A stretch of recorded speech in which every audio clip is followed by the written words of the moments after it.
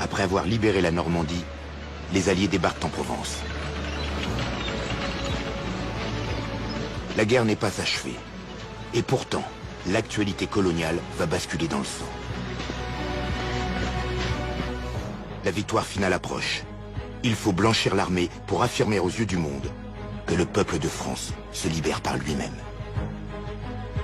Le gouvernement décide alors de démobiliser plusieurs régiments de tirailleurs sénégalais. Pour accélérer leur retour au pays, les autorités promettent qu'ils toucheront leur solde sitôt arrivés à Dakar. Confiants, la plupart des tirailleurs prennent la mer.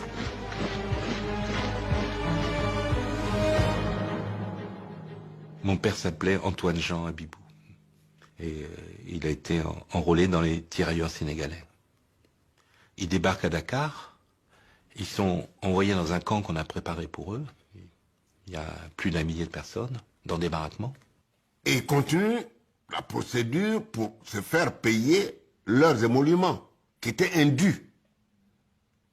Et à force d'insister, un jour, le commandant du camp de Thiaroye leur donne rendez-vous sur la place des armes à Thiaroye. 1er décembre 1944, ils sont réveillés au clairon. On leur demande de se rassembler sur l'esplanade. Et ils s'aperçoivent qu'aux alentours du camp, le camp est complètement encerclé par toute une série de régiments divers et variés. Pour mater les tirailleurs, les officiers ordonnent de tirer. Les mitrailleuses crépitent. Les corps s'effondrent.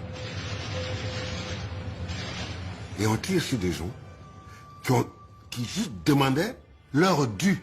Ce n'était même pas une revendication d'augmentation de salaire ou d'un avantage particulier. Non, c'est le salaire qu'on leur devait. Ce que je sais, sinon je ne serais pas ici, c'est que mon père s'est couché tout de suite. Et il fait partie des gens qui survivent et qui sont par contre désignés comme étant des meneurs de cette soi-disant rébellion armée. Et on condamne 34 personnes de 10 ans à 2 ans de prison. Mon père a été condamné à 10 ans de prison. Ils sont manifestés sans être armés. Ils n'avaient pas d'armes. On les attire lâchement.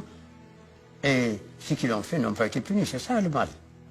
Ceux qui l'ont fait ça n'ont pas été punis.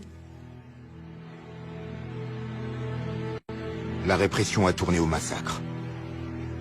On dénombre plus de 50 morts et des dizaines de blessés. Les autorités ont commis l'irréparable. Elles ont tiré sans sommation sur leurs frères d'armes.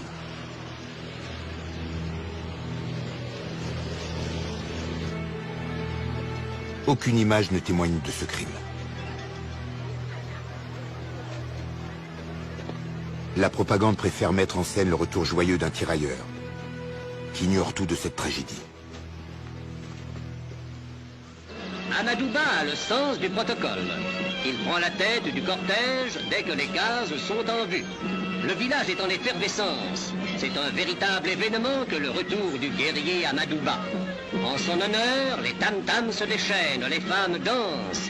Spontanément, le village entier témoigne son allégresse par une manifestation traditionnelle. Le massacre de Thiaroye a été passé sous silence en France pendant près d'un demi-siècle.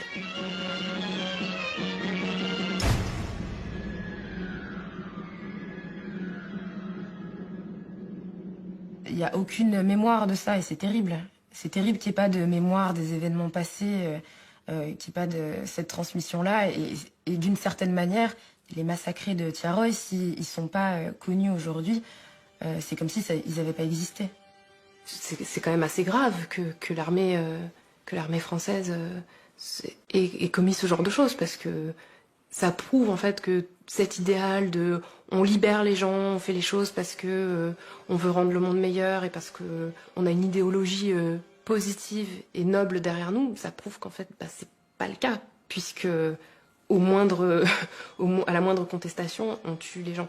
Tous les débats concernant la France et ses anciennes colonies françaises, tout ça est entaché par ce passé historique et par ces différentes formes d'injustice.